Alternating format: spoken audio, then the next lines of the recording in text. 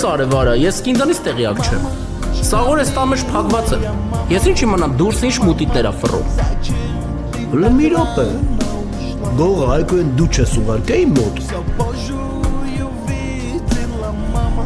Դե հա ախպեր, այն օրը կանչել էի։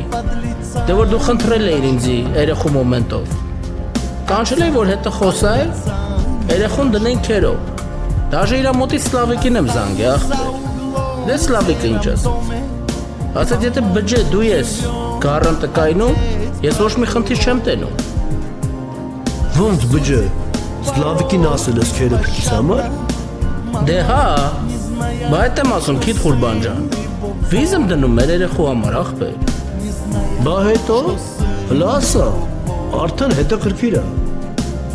Դե հա ախպեր։ Ինչ պետք էր ասեցի, ներկայացրեցի, Սլավիկն իրա դաբրոն